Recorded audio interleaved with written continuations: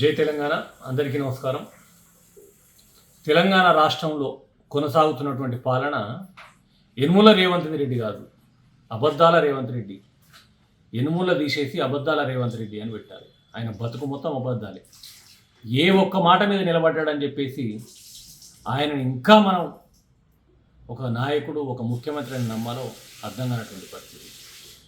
స్వయంగా అబద్ధాల పునాదుల మీదనే ఈ కాంగ్రెస్ పార్టీ ప్రభుత్వం ఏర్పాటు చేసుకున్నటువంటి సందర్భం. ప్రతి దాంట్లో అబద్ధమే, ప్రతి కార్యక్రమంలో అబద్ధమే. బ్రతుకే అబద్ధం, ముఖ్యమంత్రి బ్రతుకే అబద్ధం. ఎందుకంటా ఉన్నానంటే, కళ్యాణ లక్ష్మి తులం బంగారం అన్నాడు, మాట తప్పిండి. ఇప్పటివరకు అది ఆచరణలో సాధిపెట్లే. 2000 కాదు, డిసెంబర్ 9 తారీఖు 4000 పెన్షన్ అని చెప్పేసి లొటబెడ నోరేసుకొని రాష్ట్రం అంతా తిరుక్కుంటా మొత్తుకున్నాడు. మాట తప్పిండు. ఇప్పటివరకు 4000 పెన్షన్ వల్లే, ఇంకా 2 నెలల పెన్షన్ ఎగబెట్టిండు. అదే కాకుండా మహిళలకు 2500 ఇస్తానన్నాడు, అది మాట తప్పిండు, అది అబద్ధమే. ఇంటింటికి గ్యాస్ ఇస్తా సబ్సిడీ అన్నాడు, అన్నిటికంటే పెద్దడో కాదు. ఉచిత కరెంట్ ఇస్తానన్నాడు గృహాలకు, అది ఇంకా పెద్ద అబద్ధం. అంటే ఎక్కడ కూడా అబద్ధం లేని బతుకు లేదు. ఉద్యోగాలు ఇస్తానన్నాడు, కేసీఆర్ ఇచ్చిన ఉద్యోగాలు నేను ఇచ్చిన అని చెప్పేసి సిగ్గు లజ్జ వదిలేసి చెప్పుకుంటూ బ్రతుకుతా ఉన్నాడు, అది అబద్ధమే. ఏదైతే కాంట్రాక్టు ఉద్యోగులను పర్మనెంట్ చేస్తానన్నాడు, సిగ్గు తప్పి అది కూడా మాట తప్పి అబద్ధం ఆడిండు.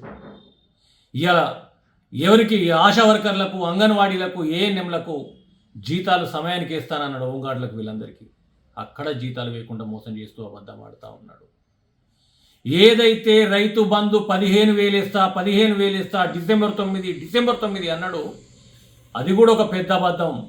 సిగ్గు లేకుండా నిన్న 12,000 ఇస్తే ఎకరానికి అని చెప్పేసి మాట తప్పి విలేకరులు, మీడియా వాళ్ళు అడుగుతూ ఉంటే దొంగ లెక్క తప్పించుకొని పోతా ఉన్నాడు అబద్ధం ఆడి, ఇది అబద్ధమే. రుణమాఫీ అందరికీ చేస్తా అన్నాడు, చేయకపోతే రాజీనామా చేస్తానన్నాడు. రుణమాఫీలో కూడా ముంచిండు, అందరికీ కాదు కదా, ఒక 40% కూడా చేయలేదు, అది పెద్ద అబద్ధమే.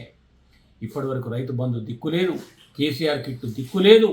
ఒకవైపు రాష్ట్రం అంతా అధోగతి పాలైపోయి కరెంటు కూడా నాణ్యమైన కరెంటు ఇవ్వట్లేదు, సమయానికి ఎరువులు ఇవ్వట్లేదు. ప్రతి దాంట్లో అబద్ధాలను ముందేసుకుని బతుకుతున్నటువంటి ఈ సిగ్గు తక్కువ ముఖ్యమంత్రి ఇంకా ఏ రకంగా సిగ్గు లేకుండా ఈ పాలనను కొనసాగిస్తున్నాడో సమాధానం చెప్పాలి. ఇంకా దానికి తానా అంటే తందానా, ఊరికే ఏదో ఈ ఫార్ములా ఈరేజ్ కార్లలో ఏదో అవినీతి అంటాడు, లేకపోతే ఏదో గొర్రెల దాంట్లో ఇంకేదో అవినీతి అంటాడు, లేకపోతే ఏదో ఫోన్ ట్యాపింగ్ మేము ఏదో వీకి పొడిచినాం, మా ఫోన్ ట్యాపింగ్ చేసినా అని చెప్పేసి అదొకటి ముందట తీసుకొని బతుకుతాడు. కాళేశ్వరం అవినీతి అని చెప్పేసి ఆ కాళేశ్వరం ఇళ్లతోటే పబ్బం గడుపుకుంటూ ఉంటాడు. ప్రతి దాంట్లో అబద్ధాలను ముందటేసుకొని బతికి ముఖ్యమంత్రిగా ఉండడానికి ఒక క్షణం కూడా అర్హుడు కాదని చెప్పేసి మేము హెచ్చరిస్తా ఉన్నాం. ఇంకెంతకాలం ప్రజలను మోసం చేస్తావు, ఇంకెంత ఉసురు పోసుకుంటావు ఈ ప్రజలను? ఊరికే హైడ్రా అని చెప్పేసి నిండు కుండ లాంటి తెలంగాణ బిడ్డల బతుకులను అంధకారంలోకి నెట్టేసి రోడ్లపైకి లాక్కొస్తా ఉన్నావు. వాళ్ళ అహంకారాలు, వాళ్ళ శాపనార్థాలు, వాళ్ళ తిట్టే తిట్లు అయినా కూడా నీలో కించిత్తు మార్పు కనబడలేదు గాక రాక్షసానందం పొందుతా ఉన్నావు వాళ్ళని రోడ్లపైన పడేసుకుంటూ, బ్రతుకు తెరువును కరువు చేసుకుంటూ, కరువు జీవితాల్లోకి నెట్టేసుకుంటూ వాళ్ళ ఏడుపులలో నువ్వు ఆనందాన్ని పొందుతా ఉన్నావు. ఇంకెంతకాలం నీ దుర్మార్గపు పాలన? ప్రజలు ఇప్పటికే అన్నమో రామచంద్ర ఈ దుర్మార్గుని గెలిపించుకొని మేము రోడ్ల మీద పడ్డామని చెప్పేసి ఏడుస్తూ ఉన్నారు, అరుస్తూ ఉన్నారు. నువ్వు ఇస్తానన్న 15,000 రూపాయలు ఎకరానికి రైతు బంధు, దానికో ఇందిరమ్మ ఏదో అని చెప్పేసి పెట్టుకున్నావు తోకతుండే, కానీ దాంట్లో మార్పు రాలేదు. కేసీఆర్ గారు చెప్పిన మాటే, గెలిచిన మరుక్షణం 12,000 చేసుకుంటూ సంవత్సరానికి 1000 చొప్పున పెంచుకుంటూ పోయి లాస్ట్ వరకు 16,000 చేస్తానన్నాడు. కేసీఆర్ గారు మాట నమ్మే చోట దొంగలందరినీ ఒక మూట కట్టుకొని అబద్ధాలాడి వాళ్ళను మెప్పించి నమ్మించి ఇవాళ నట్టేట ముంచినటువంటి నీచమైన చరిత్ర కలిగినటువంటి అబద్ధాల రేవంత్ రెడ్డి, ఇయాటి నుంచి నీ ఇంటి పేరు యనుమల రేవంత్ రెడ్డి కాదు, అబద్ధాల రేవంత్ రెడ్డి అని పెట్టుకోవాలని చెప్పేసి తెలియజేస్తా ఉన్నాం.